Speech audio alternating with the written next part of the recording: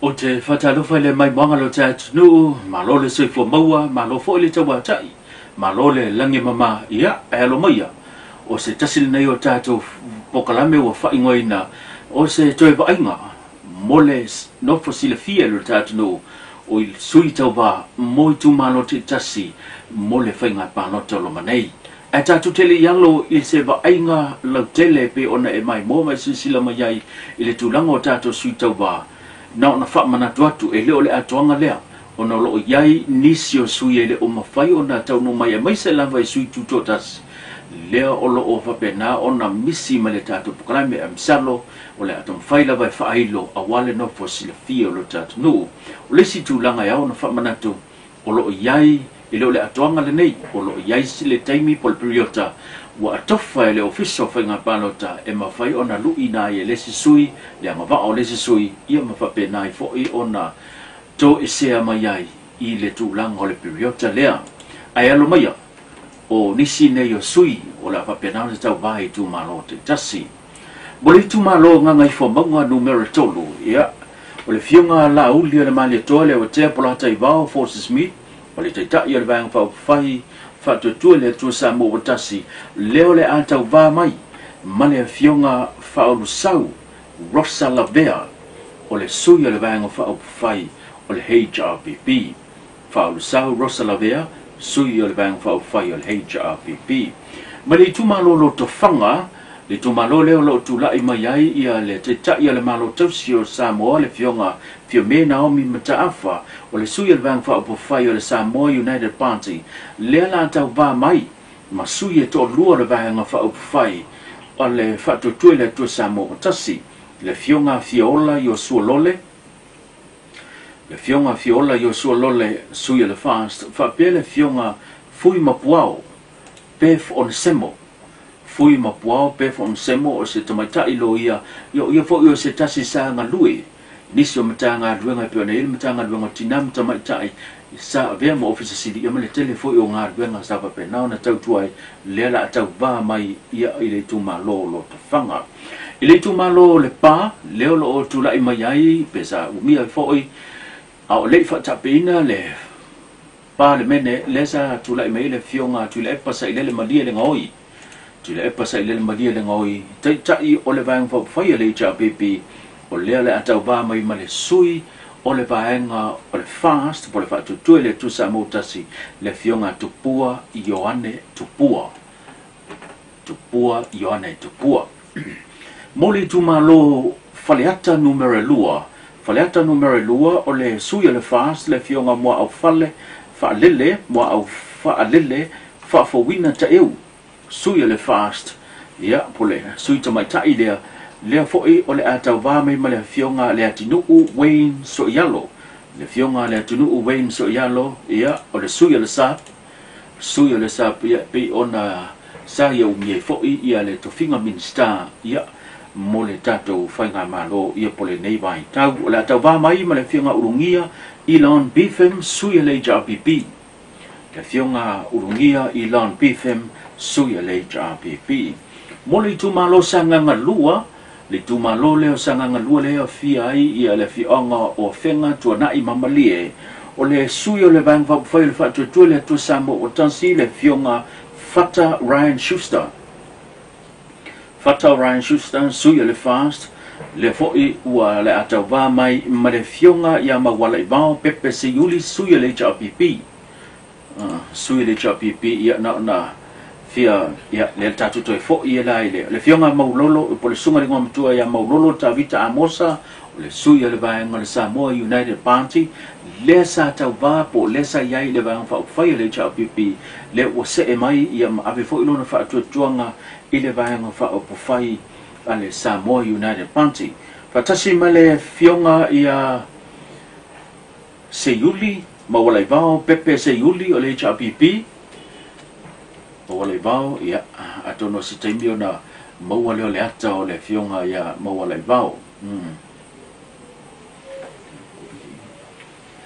ai se fil mai le tatou wata lewa i lunga i o le fionga le ia sa ena whaalili le fionga sa ena whaalili mai le fionga tuanai leo lo o tau vā o se sui tūto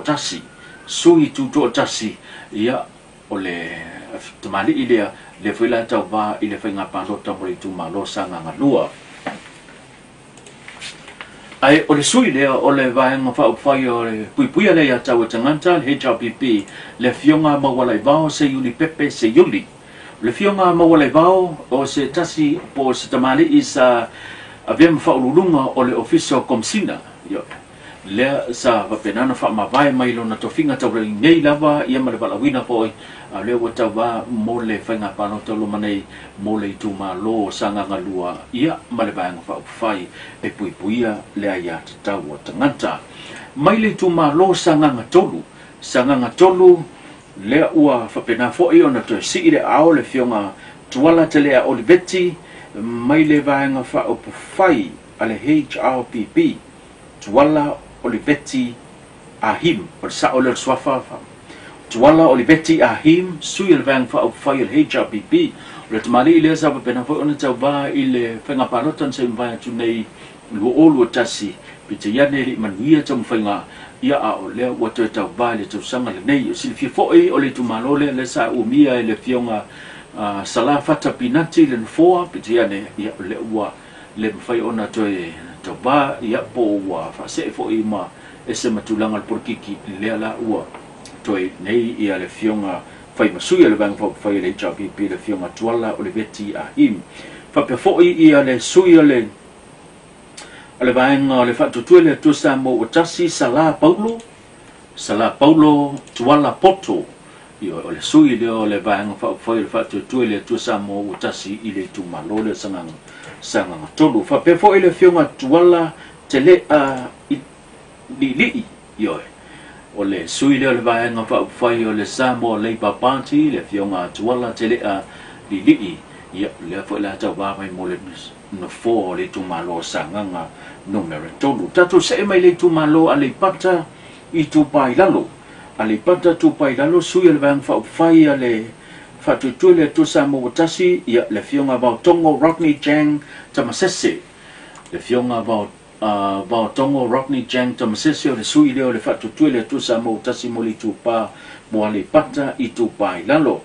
sui le HRPP ia o le fionga te iao Dr. Mtavai tau tunu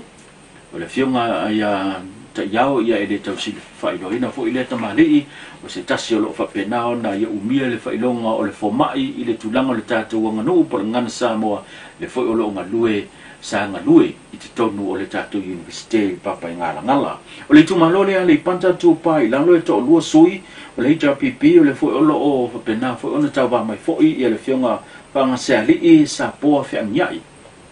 o le sui tamaitai lea o le sui tamaitai o le tumalole misalo ia o se taimi o na whapena lea o na maua ia lo na ata io e mole mai mo fa fonga voltat no e lua sui le HRPP le fionga ta iao Dr. Mtavai tau tunu pa pe fo I le fionga fa ang se ali'i sa po fengiai ma le sui le bang fa o fa le Samoa United Party le fionga fale mapaenga titi mai tafua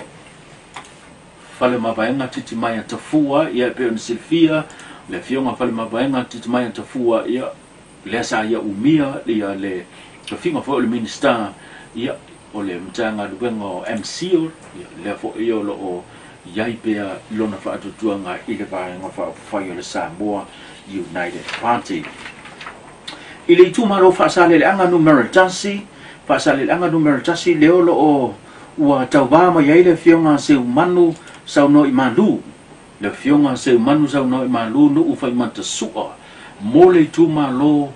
o fasale anga numero tasi pe on Silvia le fionga se umano le sa tau va mai lo swafa fepuleai I le tumalo fo o salenga lantuia I le palotan se mva tu nei pite ande o le o se mai I le tumalo fasale anga numero tasi ma tau va ma ave o se sui o le vang fa tu le tu samu tasi e to lo sui le vang fa tu le tu samu tasi le tumalo le fa sale anga numero tasi o le fionga ia le atinganga le atinganga matawhai la wina inga o le sisile mai o le fionga le atinganga matawhai la wina inga le tasi le sui o le vang whai le fast I le tumalo fa sale anga numero tasi sui le HRPP le fionga pipi pa uli te vita sui le cha pipi pa uli te vita ta riu sinapati yo le sui na le bang fa fai pui ala ya tau tangata ia male fionga matamua masati sidi pulfana ia ole bang fa fai le Samoa United Party le sa ia umia le tofinga le minister mtanga luenga o fam snonga le foi ua te tau ba mole na foa lo na itu malo tatu se mai le itu malo ainga le tai ia ole fionga a muripola a wa pa muripola alo itafua fionga muripola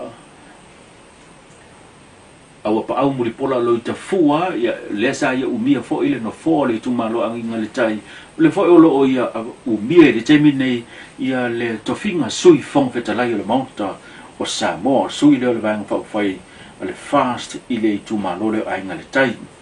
le ia tawa le sa cherry branch le sui tu to tasi o le se li lo ia le tau fa ilo fo ile fo tamadi ole se sui tu to tasi mo le bang fa mo le pati po le painga palota le lo manei toi male fionga le va salasa mo o se tasi fo sui tu to tasi le va le fionga le va salasa mo James utuba yo se sui fo tu to tasi mo le tu mano lava o fa sa le anga numero mamua pa pele fionga muripola le ya tawa le sa laki le fionga le sui le ja pipi le fionga muripola le ya tawa le sa laki ya o se tasi fo sa ya umia mo foi ya le fo le tu malo I le tua tu o le fainga panota lua sumatasi le ala ua toi tau wā ma vea fo I masui o le vang fa fai le HRPP I le tu malo va en fonti le tu malo va en fonti o le sui le vang fa fai o le fast le fionga fui maono tui vaitolo o fuia yo fui maono tui vaitolo fuia o le sui le vang fa fai o le fast I le tu malo va en fonti mau usi pui mai mau usi pui mai ia o se tasi sa yai I le baenga fa upu fai o le Samoa United Party pita yane o le wa fa se ese ia matau ba mai o se sui tuto tasi pe ona sila fio le fionga mau usi pui mai na ofi mai I le tulanga le porokiki le palota I mai ai le palota o tasi mai I le vaeng fa fai o le HRPP se mai I le vaeng fa fai o le fast tu ua le fast se mai le Samoa United Party le ua tau va o se sui tuto tasi mo le whainga pālota o lo manei. Pa pia le sui le HRPP le fionga le usa Dr. Take Naseri. Le usa Dr. Take Naseri e le tau whaidoina fo I le antamali o se tasi le sa avea mwhaulunga o le mtanga duenga o soifua maroloina I tau sanga ualu. Ia male tu malo fa sale anga numero 4.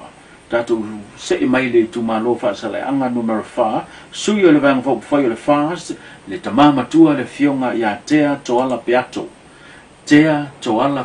ia o se tasi o ia u mia pele no foa I tau sanga pi pai inga wo mavai le foi o te tau va mo le no foa o le tu malo sui le fast ia male sui tu tasi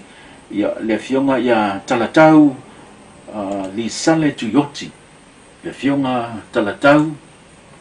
li sale tu yoti o lo tau ba mo le no fo le tu malo fa sa le anga numero fa o lo tau ba mai la o se sui tu tasi pa pele fionga tofa li o foleni sui le vang fa fa pui le ya tau tangata tofa li o foleni ya se va inga mo na le tato poklame Awane ngalo sisi tatu fa poponga ia o le vaenga lona lua o le silsila inisi fo I tu malo o lo yaya la to suita va manatua pe ono fa yatu taimu sola e le ole atuanga lea o lo yaya inisi sui e mai se la va sui tu tasi o lo maua o lo tausa ili fo le tatu pokalame a wala mai moanga e yaya na manatu a mai a fo ia le periota pe ona fa tulanga ina challenge ia le si suita va